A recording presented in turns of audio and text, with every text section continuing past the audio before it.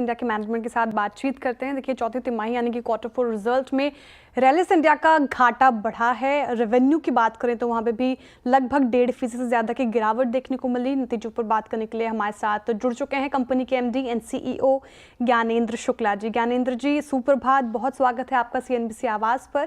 Sir, सबसे पहला सवाल तो यही होगा, लॉस वाइडन हुए हैं, रेवेन्यू पर भी दबाव देखने को मिल रहा है, कारण क्या रही इसके पीछे की? देखिए, हमारा बिजनेस जो है सीजनल नेचर है, तो हमें इसको क्वार्टर बाय क्वार्टर नहीं देखना चाहिए। और जो क्वार्टर 4 पर्टिकुलर होता है, इसमें खासकर सदर्न एरिया में पेस्ट प्रेशर किस फसल पे किस तरह का रहा, उस पे कंजम्पशन डिपेंड करता है। 2 प्रमुख फसलें हैं, जैसे मिर्ची की फसल में हमारा एक प्रोडक्ट है, उसमें पेस्ट प्रेशर कम आया, उसके वजह से वो कम बिका। और दूसरा राइस में एक प्रोडक्ट है हमारा, एक इंसेक्ट, पर्टिकुलर इंसेक्ट के कंट्रोल के लिए, वो भी कम बिका। उसके वजह से थोड़ा रेवेन्यू भी सॉफ्ट रहा और मार्जिन भी घटा। तो इन दोनों प्रोडक्ट्स पे थोड़ा दबाव देखने को मिला। लेकिन सर, जब आपसे बातचीत हुई थी पहले, तो आपने कहा था कि आपका जो फोकस है वो घरेलू बाजार पर ज़्यादा है, वो वहाँ पे पकड़ आप मजबूत करने की पूरी कोशिश कर रहे हैं। तो इसके मद्देनज़र कोई प्रोडक्ट्स या रीजन पर आप ज़्यादा फोकस कर रहे हैं? क्या स्ट्रैटेजी आप अपना रहे हैं? देखिए, हमारे जो प्रोडक्ट कैटेगरी है, एग्रीकल्चर का बिजनेस जो है प्रोडक्ट पे निर्भर करता है। तो हमारे पास 4 कैटेगरी के प्रोडक्ट हैं डोमेस्टिक मार्केट के लिए। हमारा डोमेस्टिक बिजनेस जो है 75% टोटल रैलीज का कंट्रीब्यूट करता है। डोमेस्टिक में सीड बिजनेस जो हमारा थोड़ा पिछड़ा रहता था, उसने बहुत स्ट्रॉन्ग ग्रोथ ली है पिछले साल में, और मुझे लगता है कि सीड बिजनेस हमारा आगे इसी तरह से ग्रो करता रहेगा। दूसरा हमारा सॉइल और प्लांट हेल्थ से रिलेटेड बिजनेस था, जो 200 करोड़ रुपए क्रॉस कर गया है। उसने पिछले कई सालों में डबल डिजिट ग्रोथ दी है। वो बिजनेस भी हमारा अच्छा चलेगा।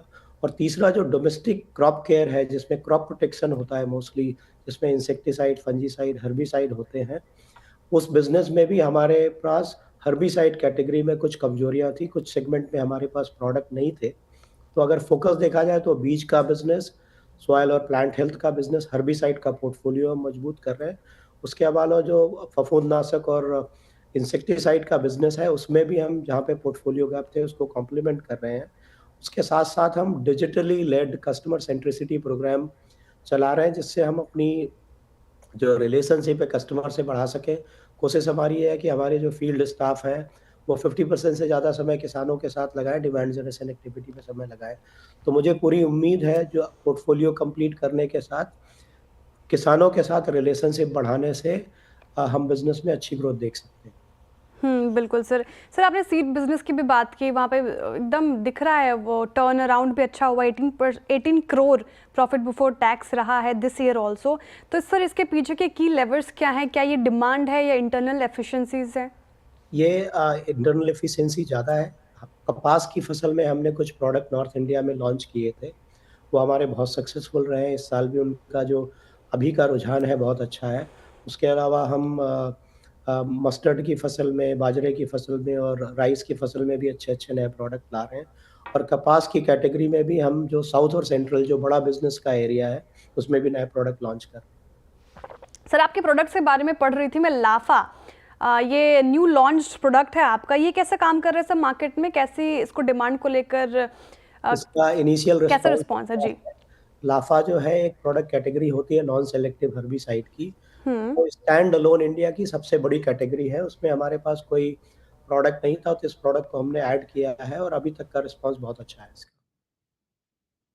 रिस्पॉन्स तो अच्छा है सर।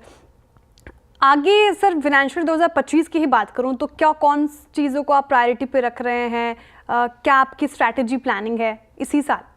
देखिए, 3 चीज़ों पे हमारा प्रमुख ध्यान रहता है। एक तो होता है डोमेस्टिक बिज़नेस, जो हमें इसको ज़्यादा अच्छा फ़ोकस करना है, बिकॉज़ इसमें हमारा कंट्रोल है, हमारा ब्रांड बहुत अच्छा है, पुराना ब्रांड है, किसान जो है हमारे ब्रांड को पसंद करते हैं।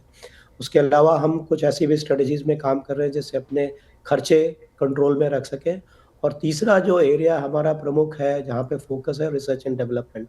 हम उसको और स्ट्रॉन्ग करेंगे और कोलैबोरेशन बढ़ाएँगे, जिससे नए-नए प्रोडक्ट ला सके। आजकल कोई भी किसान के पास जाओ, हमेशा वो नए प्रोडक्ट की डिमांड करता है। तो इन 4 एरियाओं से हमारा डोमेस्टिक बिज़नेस स्ट्रॉन्ग होगा। जहाँ तक एक्सपोर्ट की बात है, हम बहुत सारे अमेरिका में, जापान में, यूरोप में नई-नई रिलेशनशिप एस्टेब्लिश कर रहे हैं। उन चीज़ों में टाइम लगता है, लेकिन मुझे लगता है कि आने वाले समय में जो हम जिस तरह से हम काम कर रहे हैं, नए कस्टमर डेवलप करने के, उससे हमें एक्सपोर्ट बिज़नेस में भी फ़ायदा होगा। तो एक्सपोर्ट पोर्टफोलियो आप सर बढ़ा रहे हैं, तो इसके मद्देनज़र कोई इंटरनेशनल टाई अप्स है या फिर न्यू प्रोडक्ट्स को लेकर आप काम कर रहे हैं सर? देखिए, करीब-करीब हमने 3 और 4 कंपनियों के साथ नए टाई अप किए, लेकिन हम इस समय चूँकि हमारा कॉन्फिडेंशियलिटी एग्रीमेंट होता है, इसलिए हम कंपनियों के नाम नहीं बता सकते। और अग्री सर। शुरुआत छोटी है, लेकिन ये जो छोटी शुरुआत है, मुझे लगता है यही आगे बड़े बिज़नेस में कन्वर्ट होगी। बिल्कुल सर। एक आध सवाल सर और पूछना चाहूँगी आपसे। एक तो आप ये बताएँ कि फार्मर्स के साथ आपने कहा कि आप उनको लेकर काम कर रहे हैं, तो उनके साथ अच्छी रिलेशन के मद्देनज़र टेक्नोलॉजी को लेकर कोई परिवर्तन कर रहे हैं, कोई बदलाव वहाँ पर एक्सपेक्ट कर रहे हैं?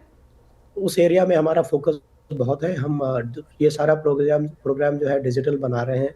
हुँ। अभी हमने जैसे पिछले हफ्ते में ही एक WhatsApp based web application launch किया है, जिसके माध्यम से किसान हमारे से डायरेक्ट बात कर सकते हैं। ये उसके ऊपर है, जो पहले भी हमारी हेल्पलाइन थी, किसान हमसे उस पे भी बात कर सकते हैं।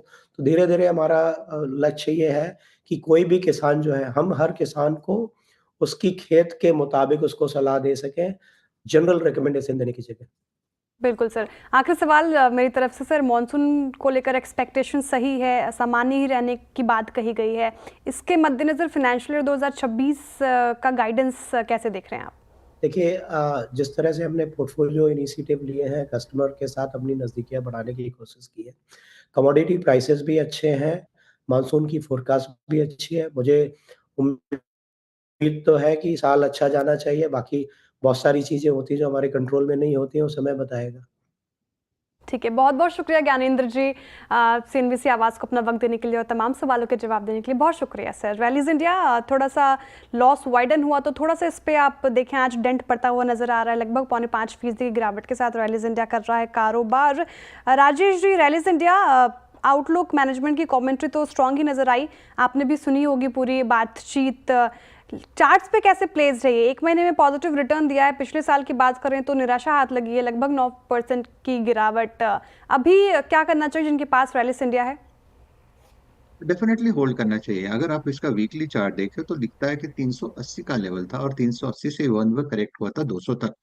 200 के आसपास से कंसोलिडेट होके यहाँ से रैली शुरू हुई है। फिलहाल अगर आप देखें तो 220 का बेस बन रहा है।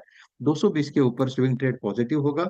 इसका पहला टारगेट होगा 280 का। अगर 280 निकले तो फिर और तेजी होगी। तो फिलहाल 280 के टारगेट के लिए रैलिस इंडिया बाय बनेगा। बाई तो है सर, लेकिन सर इस करंट मार्केट प्राइस पे खरीद सकते हैं अभी, जिस मार्केट प्राइस पे ट्रेड कर रहा है? 230 के ऊपर बाय करें, स्टॉप लॉस 220 के नीचे रखें। ठीक है, 230 के ऊपर बाई कर रहे हैं और स्टॉप लॉस 220 के नीचे, और फिलहाल 280 के टारगेट एक्सपेक्ट कर सकते हैं रैलिस इंडिया में। चलिए अब शो में